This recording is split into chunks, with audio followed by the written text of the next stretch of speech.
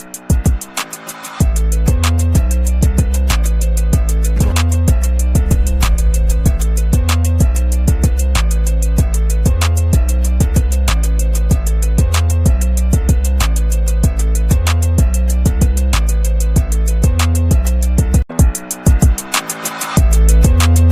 welcome to another exciting episode of the Andre The Beast Crayton Show.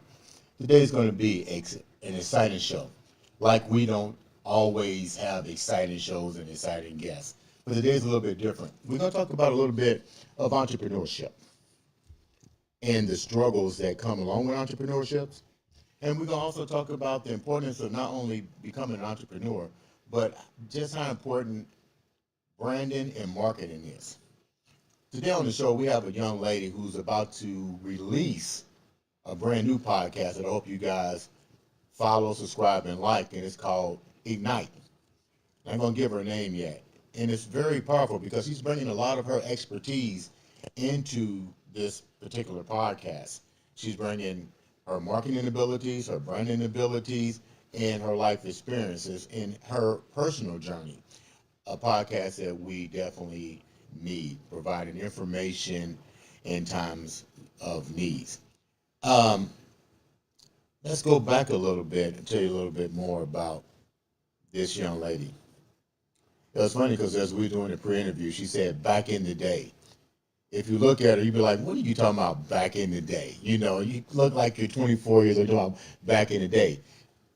And I was listening to her story as she elaborated on her journey into the marketing career. And there were some struggles in branding. And I asked her, what's the difference between marketing then and marketing now? She's going to come on the show and explain all of that as well as who she is right now. Welcome to the show, Miss Chantelle Paiton. Welcome to the show, Chantelle. Oh, thank you so much, Andre. I'm excited to be here. Let's get right down to it. Your resume is like, boom. I said when I looked at your thing, I was like, woo, what a resume. Let's tell the viewers a little bit about you before we get started. Well, originally I was from another country. So my mom and I came out here to America from South Africa. And being very young, I was only 5 years old, and we moved to California. I grew up in the coastal area. Mhm. And it was just a fascinating time to be able to grow up 80s, 90s, 2000s, and just see the way that the world was changing pretty quickly, especially with technology. But I mean, as we all go through the different kinds of trials and tribulations that we do, I mean, I grew up with a single mom, and she did get married a couple of times, but those marriages unfortunately didn't work out. And her and I butted heads a lot of the time. We both are just strong women. And some of the things that I went through in my life, people often say to me, oh, well, you grew up by the beach, you probably had your life so easy. I mean, look at you probably had everything perfect. Right. And so far from the truth. I mean, I didn't grow up with money. I didn't grow up with any kinds of like fortunes or anything like that. So I went through a lot of struggles, and kids were mean to me because I was from another country, and I had things that built my insecurities along the way. But when I decided to go through school and do the things that I was doing, I was going to school for marketing, but I decided I didn't even want to finish school. I went right into work because I just needed to try to get my life ahead of where it was. And I was tired of struggling. You mentioned, let's go back a little bit. You mentioned you was raised in South Africa. Were you born in South Africa, or you were just raised there? No, as I said, I came here when I was 5. Wow. So I was raised here. What do So you kids, what do you remember about being over in another country prior to coming here? Do you remember anything? I have a few memories of when I was very small, but we've gone to visit our family a few times, and the country is very different. Cultures are very different, but for the most part, I mean, this is where I am. This is home to me. Hmm. Who was your role models? You mentioned that you and your mom butt heads a lot, and there was different individual, I guess, males. Who was your actual role model? Growing As up, a male, both uh, male and female, because you said you butted heads with your mom. I didn't really have role models. My whole life, I always had prayed and asked for some kind of mentor to come into my life because I knew that there was something inside of me. I could feel it, something I had been told that my whole life, like there's something I see inside of you that's so amazing, this light, this fantastic ability, like you're meant for big things. But I always felt like those big things just weren't happening. And I don't blame my mother for that. She did the best she could as a single mom. It's not easy, and I know that firsthand. Mhm. But I didn't have any role models. And as far as the male figure, like I said, she was married, and there was a male that she was married to for a long time that was my stepdad for a long time, but he kept his distance. We weren't emotionally very close. So, I mean, I definitely stumbled through along the way trying to figure things out on my own. And through school, I mean, I got good grades, but I always felt this kind of detachment of that everything that I was learning through the public school system, I didn't think made any sense. And I always felt like kind of like a little bit of a rebel because nothing that I was being taught really resonated with me, even going into college. And so when I decided to work, outside of college and go ahead in my career, I started pursuing the marketing direction because I was fascinated with it. And I loved working with people and I wanted to understand how people work. And a lot of that had to do with my own personal traumas, but it was also because I felt like I could help others. I just felt like there was something I was supposed to be doing, and I just didn't know what that was yet. And When I you also eventually ended up in dysfunctional relationships because of the lack of that mentorship or those role models, as you say. But then eventually, as years passed, I realized through everything that I learned about people and about marketing and about just how the world was shifting, I learned how to read people and I learned the things that I needed to get done for my career and for myself. So eventually, I started my own business. And it was the best thing that I could have ever done because now I no longer felt this pressure like at a job where somebody's telling me, no, you need to do it our way. No, sorry, we're going to slam the door in your face, or you hit a ceiling because you're maybe a female, or maybe just they don't want to allow you to be a part of the bigger members of the club or whatever. So I got frustrated because I got sick of the micromanaging. I got sick of my ideas never being implemented, and I knew they were good. And so once I started my own agency and I started seeing how I was getting clients in and that I was helping people, their businesses were growing, and everything that I was bringing to the table, they loved. Then I realized that this is what I'm supposed to be doing. I'm supposed to be helping people, and everything that I have this passion and desire for inside of me can be poured in the right direction finally, and I don't have the limitations I had before. what do you So think was the reasons that you mentioned? Let's go back a minute. You mentioned trying to understand people. What was it that you was trying to understand with people mainly? And then a two-part question: why was your mom so distant? You seem to have, walked this journey from high school to college to entrepreneurship on a silent road.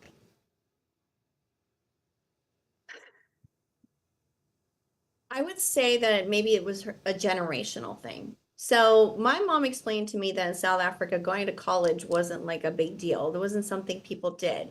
And then coming out here, there was a lot more pressure for that. It's like your kid goes to high school and they go to college, and that's, this conveyor belt of the white picket fence mentality that everybody has, that's the American dream. And now being in the position that I'm in, I'm constantly trying to educate people that you don't have to follow that conveyor belt to be successful emotionally, financially, physically.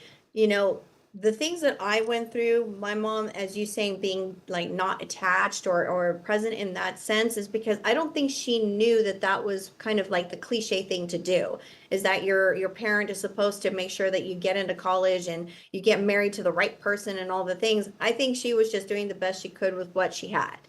And so, like I said, I don't blame her for anything like that. It's just we kind of came from a different culture and then get implanted into the American style. Then it's like a whole different concept of how you're supposed to be as an adult. So I stumbled through it, and yes, I felt very alone for a very long time. But I mean, because I was in marketing, I was doing nightclubs, I was working with huge businesses, huge magazines that were in the action sports industry. I met a lot of people, and I had a lot of fun. But I mean, there was a loneliness in it for a long time because I didn't really know where my place was. I just knew I needed to be there somehow.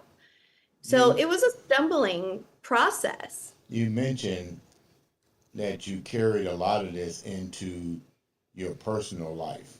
How did the environment of your family, your mom and your stepdad and so forth, transition over into your personal life? Because you just didn't all of a sudden just say, I'm a successful marketing person. You seem to have had a journey from there to marriage to having a family. Then you mentioned the word dysfunction with throughout there. How did this happen prior to you getting into the marketing, or was you trying to do marketing at the same time as you was trying to develop a family?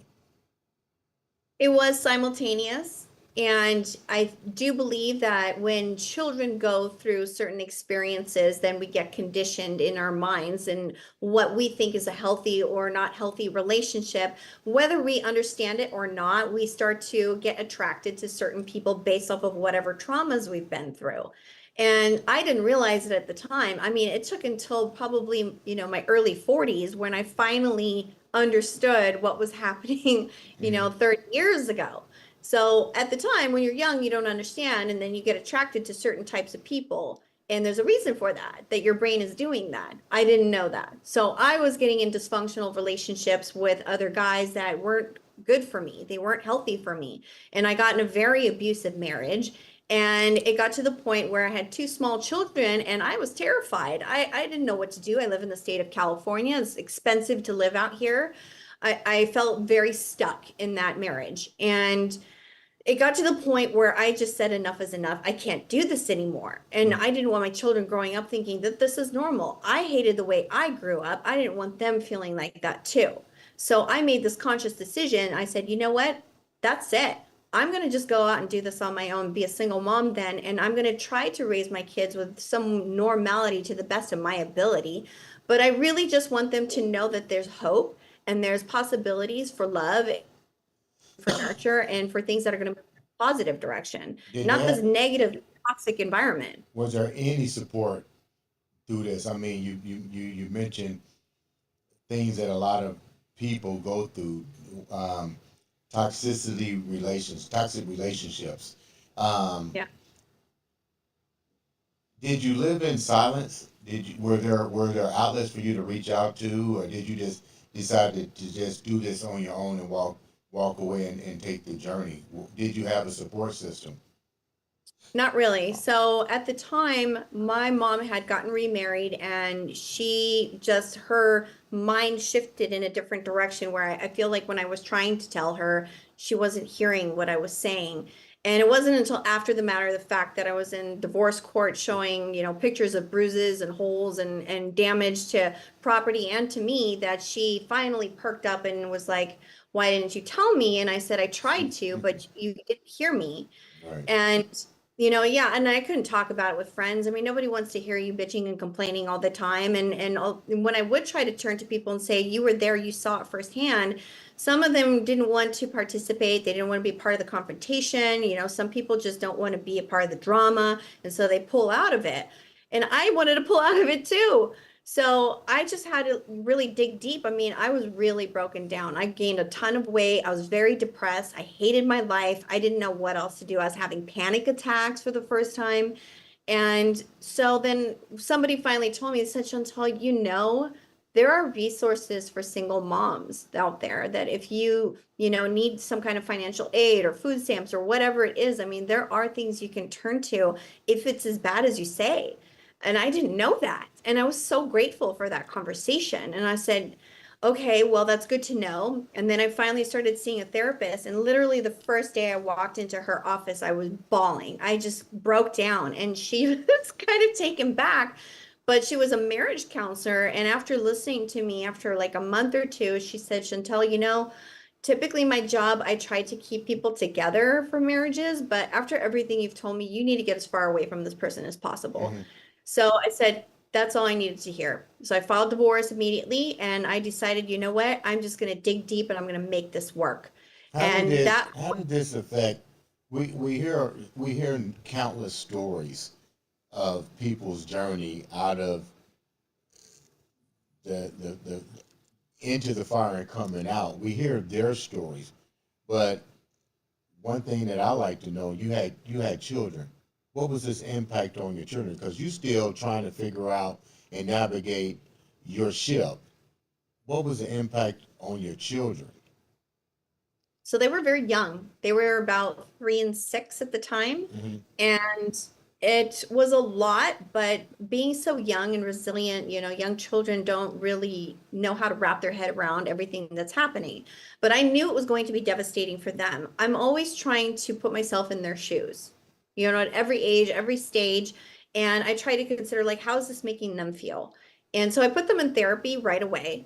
When after we got divorced, we were going through the divorce, and I wanted them to have a place that they know that they could talk and they could speak to people. And 1, 2, 3. You know, you was talking about going to therapy and stuff, but the to me a number one issue, and I'm pretty sure you would agree, is also your kids. What how was this impacting your kids? so the divorce obviously can be impacting on children, and I think all children kind of cope with it differently. Hmm. My children were very young, they were 3 and 6 years old.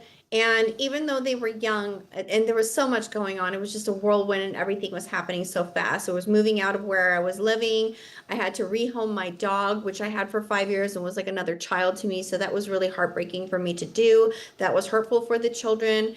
So us moving, getting rid of the dog, dad's now going to be taken out of the picture. It's just a lot for, Hmm. children to have to deal with that. So I try to put myself in their shoes of, they're not going to always be able to vocalize what they want to be able to say or feel or in that moment. Maybe they don't want to tell mommy. They just think it might hurt her feelings, or they don't know what exactly to do Well, or those are say. the formative years for. I'm a single father. I raised my daughter. When you're talking the ages of 1 to 7 or 1 to 6, those are the informative years. Those kids are. They may not be able to vocalize, but those kids are hearing and seeing what's going on. So I applaud you for recognizing that and getting them involved in at least some type of childhood therapy to Yeah. make sure that everything is okay.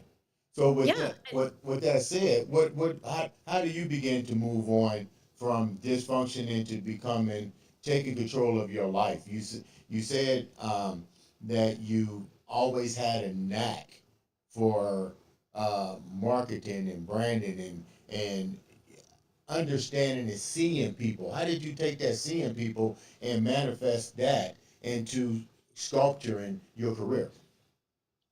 Well, there was a big gap. So, through the marriage, as I had mentioned, it kind of broke me down who I was, my self identity. And I think a lot of people also, as we become parents, we kind of lose, our hobbies, our interests in certain things. Some people maybe stop pursuing things that they considered their dreams or whatever because they're focusing now on their family and just trying to make sure they're bringing in a paycheck and keeping food on the table. And with everything I was going through, I definitely felt like I'd lost my identity a lot and those things that were kind of my knack. And it was a kind of a rediscovery phase coming out of the divorce. It was just a lot for me too. And I just really had to pick up my bootstraps and say, I need to be a strong mother. I need to be there for them and help them cope with all of this, make sure their little minds and hearts are okay. But I need to make sure my mind and heart is okay. And I need to figure out who the heck Chantelle is again. How And bad so, was the divorce? Because we hear of some cases, especially you mentioned the word toxic relationship. I mean, did he make it easy for you to um, um, go through the divorce, or was that because you mentioned a gap? There was a major gap between the time of becoming an entrepreneur and dealing with this divorce. So I would take it, I'm just assuming now, that that divorce and kids wasn't an easy journey because you're talking the legal system. You're talking getting on the court dockets. It can take a year, 2 years, continuous, another year, 2 years, different lawyers, year, 2 years. Before you know it, you're 5 years, and your career is slowly diminishing to some degree, and your kids are getting older. yeah, yeah, it was extremely challenging. I just started working at a job and I was working in the marketing department, and I almost got fired from the place because I had to leave constantly to go to court because we had a nasty divorce. We were fighting heavily over custody. I didn't feel like he was going to suffice as a father because he is a very abusive person. And so I was fighting tooth and nail against it. And so we were constantly in court and it was jeopardizing towards my career. But I was just hyper focusing on being kind of that mama bear and being in a very protective mode. And so eventually I got to the point where I got a majority of custody because they were young, and we just kind of dealt with what we were, presented and what was given to us as far as that was concerned. So then we just moved forward. And when I say the gap, I'm talking about like my confidence and my abilities to know who I am and what my place is in the world. And so I'm just working a job, just trying to get in a paycheck. And so then eventually it moves into me getting my own place. And it was the first time I got my own place under my own name. So, I mean, that to me was like a little milestone that was giving me that little tiny bit of boost of confidence. Like, hey, I can do this. I can actually take care of myself and my children.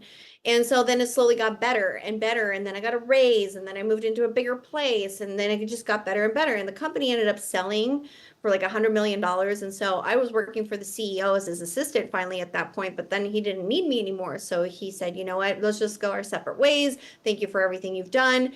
And at that point, I was like, I don't want to go work for another company and have to learn all of their stuff again. How much, I'm glad you brought that up. I'm seriously glad you brought that up because I hear so many people. I can understand your situation. You're working for the paycheck. But just think Right. about those individuals that literally work and get bank money and they put in all their creativity into building someone else's infrastructure to Right. have them turn around and sell it. They get Yep. money in their pocket and go, you know what? I appreciate what you done, but I'm out of here. How did that Yeah. make you feel? Seriously, because you seem like the type of person that whatever you put your mind to, whether it be your business or crafting somebody else's, you're gonna do your due diligence and give it all you got. How did that make you feel that he says, "I'll holler at you later"? Is even though we left on good terms and I painted a smile on my face, it was very frustrating because I did pour a lot into working for that person and trying to better their business in the areas that he asked me to do it. And so that makes you feel very defeated. Like when you try to build something and you go, look at this great thing that I created, and then it just gets demoed. I mean, it's kind of heartbreaking because then you poured your blood, sweat, and tears into something and then it doesn't really go anywhere. So then I realized, okay, I don't need to feel like this anymore. And a very good friend of mine that I'd known for years said, why don't you just start your own marketing company? You're good at this, Chantelle, and you. Hold that thought, Chantel. Hold that, so I can take the viewers into the whole deal with your branding and marketing. So I'm gonna go back because we can talk about this shit now because you no longer work for this company. Yeah. When you went into that, I'm trying to let people understand exactly what your role was and how you impacted this company. When you took the position for the company, what was the company struggling in, and how did you bring your expertise in to elevate? Because evidently, if they were struggling, you came in, you did something, you shift changed something, and enough to they were able to sell the company. You see what I'm saying? So you bought something to elevate their marketing or their branding because they might have been maybe worth $40,000, $50,000. You come in, you recognize, you look at the blueprint, the paperwork, and go, oh, well, blah, blah, blah, blah. Now all of a sudden, give and take, 6 months later, their stock going up, everything, they realize it's time to cash out. What did you bring to that company that they were lacking, and what allowed them to go up based on your work? So my boss was the CEO of the company. There were three owners. I think they had like 120 plus employees, and they sold insurance. And they had a really great system intact for how they were building and being able to get the policies that were working for the business and for it to grow. However, the marketing department was struggling, and so they were hiring more people. And when I came in, having that certain kind of hustler mentality and like the tenacity to just not give a shit and move forward and bulldoze through something and say, I've got a better idea, I think is what they recognize and what they appreciated. And that's why they would listen. So, I mean, I was working there for maybe about 4 to 6 months, and I'm sitting there down in my little cubicle and on the phone and doing all the things that was asked me to do. I had never met the boss at that time, but I had my manager, and I said, let's try this, let's try this. And she wasn't really listening to me. And so I was like, okay, screw you. I'm going to go talk to them. And I just marched right upstairs and I said, hey, I have some ideas. Can I talk to you? They said, sure. And they let me come into their big office, and I sat down. I said, I got all these great ideas. You should do this. You should do this. And they were like, aren't you just the cutest thing? Where did you come from? And they were like, okay, sure. Yeah, maybe. But what really caught their attention was that they also were starting a tequila company. And so one of the bosses, one of the owners, he was the main owner of the tequila company. The others were just investors. So he beelined to my desk one day, and everyone's like watching, like, ooh, is Chantelle in trouble? Why is the boss coming down to her desk? He was like, I love your energy. How would you like to help us? We just started this tequila company. Would you like to help us sell some of it? I was like, yeah, I'll sell some tequila. Sure, let's do this. I'll go do it on the weekends, whatever. Right. And I was getting them accounts right and left. And they were like, who are you? And so then they started listening to me. And then they started listening to the ideas that I had, because now I'm making them money. And so they started implementing some of these ideas for the marketing for the insurance side of things as well. So I wouldn't say, I don't want to sit here and toot my horn and say that I'm the reason that they made $100 million, but I do think that I helped shift some mindsets a little Right, bit. right. And that's usually what it takes is shifting somebody's mindset. You put thought and motion in action, and somebody took advantage of it and said, okay, let's see where we can go with it. Okay, so Yeah. keep going. So now what happens? They get rid of the company. You're pissed off. Let's get real. You're pissed. I would be pissed. And now you got to start all over, basically all over again. Yeah. Well, so I didn't want to start over again. I got tired of going into a place and they would say, we're going to do training for 90 days and put you on a trial period, and you're going to learn our product or service, and you're going to do it really well. And if we don't like you, you're replaceable. I hate that feeling. Yeah. So I just decided, you know what, I can't do this anymore. What am I going to do? And so my very close friend was like, why don't you start your own marketing company? And that it sounded terrifying. I was like, I can't start my own business. I don't even know the first thing of like how or what are the first steps? And they're like, just do it. That's you, Chantal. You know that. You know that you go in and you go in hard. And I was like, you know what? You're right.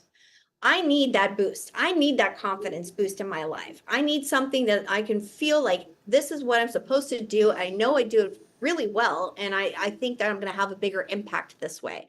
And I'm going to bring more benefit into my life and my children's lives. I'm tired of following along with what everybody else told me that I was supposed to do. Oh, go to college, get married, do this, do that. I was like, no, I'm going to do it my way. And this is going to work. And I convinced myself this is going to work. And so I just started pushing forward. I started looking up the information. I started turning to people that I know were in business, or, were tax accountants or whatever, that were friends of mine. And I was like, what do I do? How do I start? Get an LLC, do this, do this, do this. I was like, okay, got it. I'm checking off the list. And I just bulldozed. I mean, I didn't wait for next week. I'll open the bank account. I mean, I was like firing like hard because I wanted to get into a direction fast. And so I just started learning everything that I needed to learn to make this specific thing work. And I was just taking that big leap and that big chance. Check out my website, look at my social media, try me out. I swear I can help you. And, a lot of people watch when you have a startup, they watch you in the beginning and they're like, yeah, let's see if this goes anywhere. Maybe this is just another bogus startup. And 90% of people who start a business fail after the first year because they give up, because it's just too hard. And that first year was freaking hard for me because within the first 4 months, COVID started. Yeah, yeah. And that was the biggest kick in the teeth. I was like, oh, this is so exciting. I've got a couple clients. This is really going in a good direction. I'm so happy. And boom. It's like the whole world stops and everyone freaks out and pulls out on marketing. I was like, no, this is the best time to do marketing, because now you really need to emphasize and tell people this is why they need your product or service. So I then, on top of that, now have 2 kids where their schools are stopped. Now they're on my lap. Now I got to be mom, their teacher, and bring home the bacon. It was insane. I mean, And don't so forget you got to cook it up too. yeah, I got to bring it home and cook it. Yeah. Exactly. So, I mean, we all thought it was only going to be 2 weeks. Obviously it wasn't. 3.5 But months in some yeah, places. Yeah. yeah. So I'm in California, and where I was at, everything was shutting down. It was intense. And they were just like, nope, schools are shut down. They not only shut down for the rest of 2020, they were shut down for 2021 as well.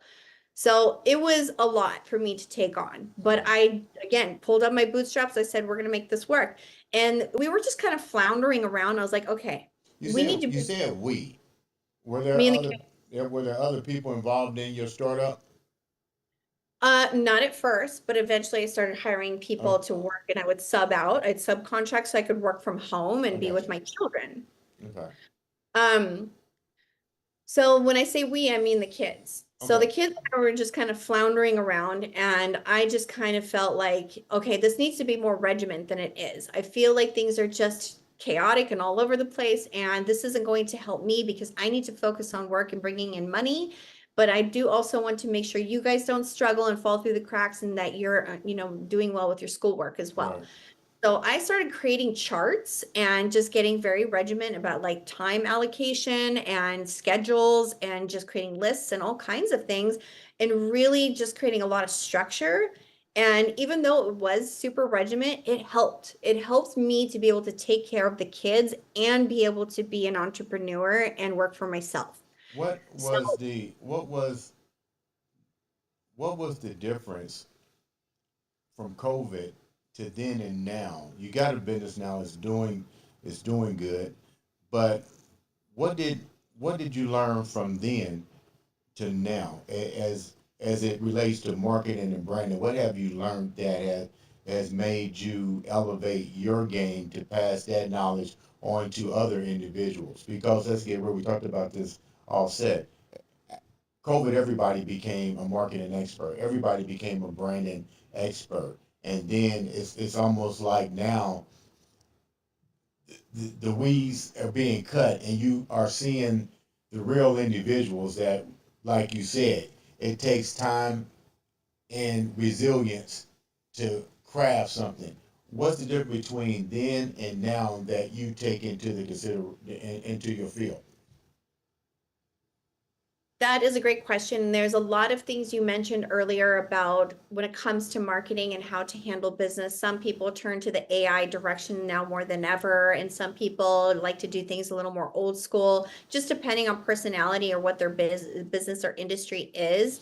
What I've learned in this time that I've been an entrepreneur and had my own business with marketing is that initially I was with this understanding that it was all about just getting your business out there and getting some attention. And as long as people were seeing your name or your brand or your logo, then it's creating the impression and it's getting people to either come into your restaurant, pick up the phone, whatever it is.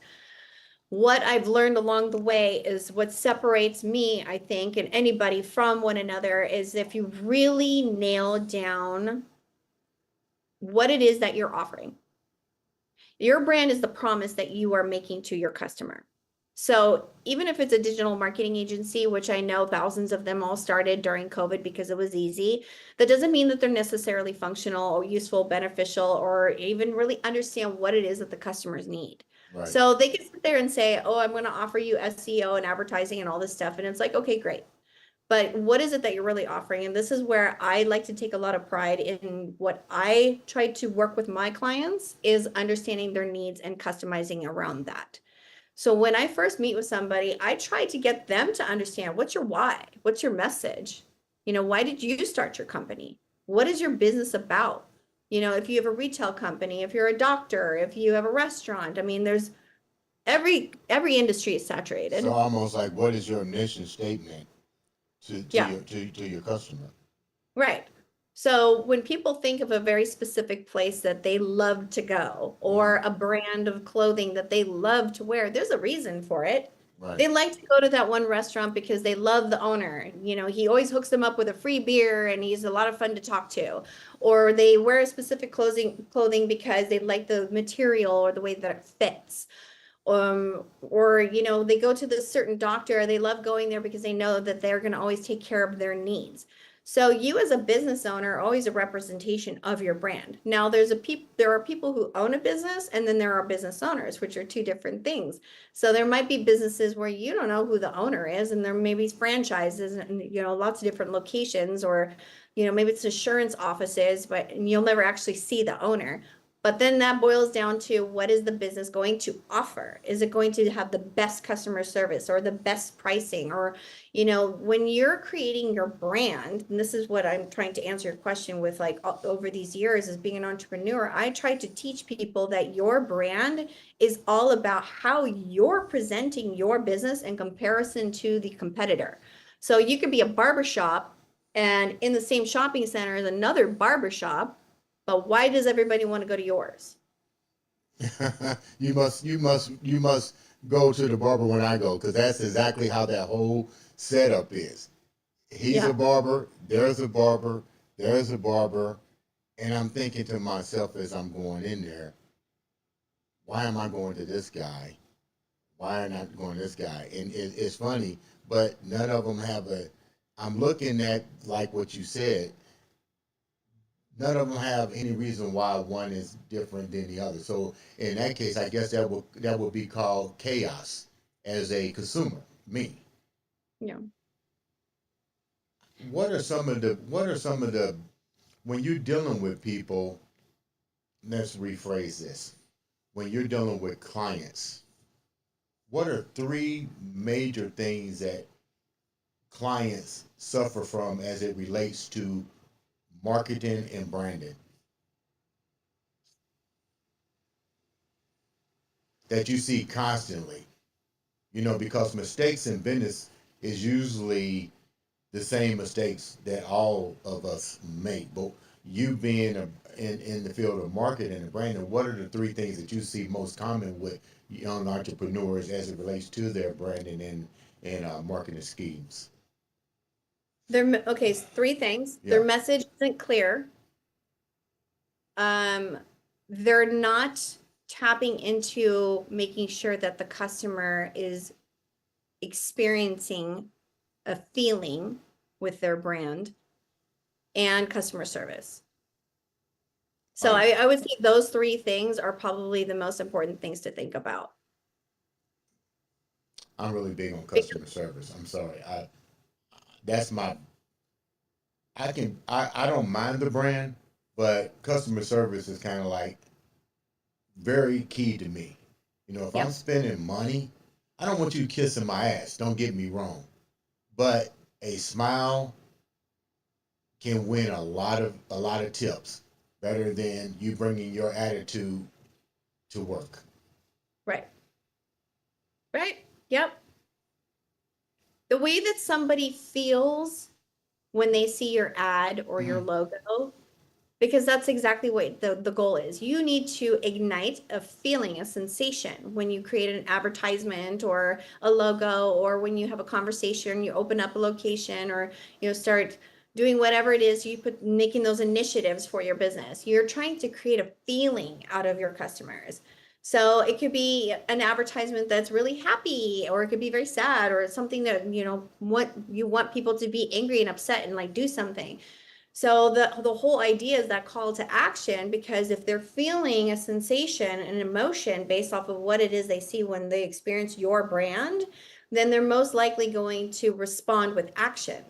So they might feel, super excited about something, or maybe they're feeling sad inside and they know you're going to help relieve that sadness, or, maybe it's a physical pain, whatever. Anyway, the point is like whatever the person is feeling, that is going to give them the response.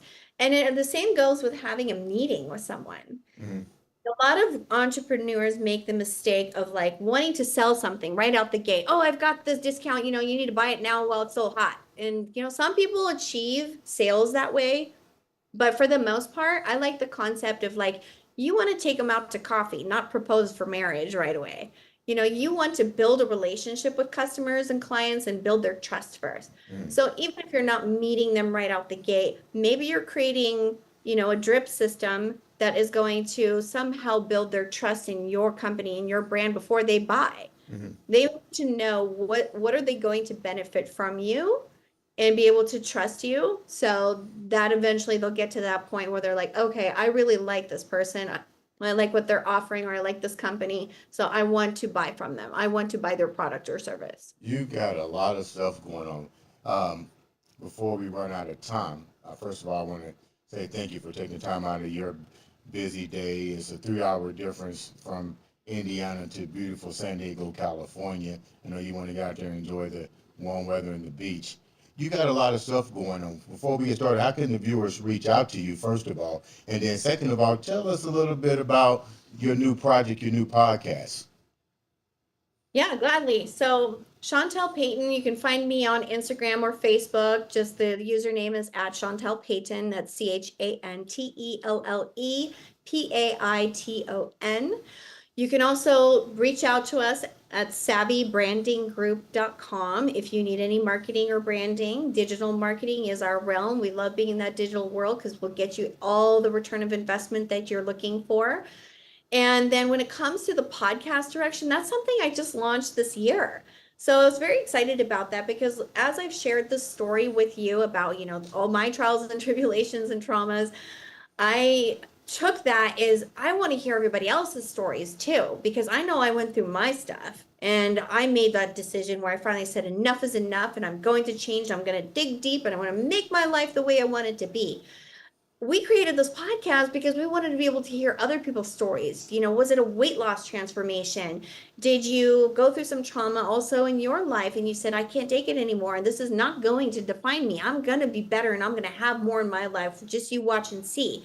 Or maybe you want to shift careers because you're like, hey, you know what? I want to be an entrepreneur and make a ton of money, or whatever it is. We want to hear those rags to riches stories, or the trauma to, triumph, and turning pain into power. I love hearing those stories, and I love sharing mine too, because I think we've all been through something. And when I hear someone that has a moment where they were ignited and they decided to go into a direction, I just felt like the podcast was a perfect place for that.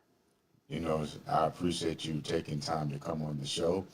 Guys, make sure you support, subscribe, and like our new podcast. We need to get the information out. This has been another exciting episode of the Andre The Beast Crayton Show.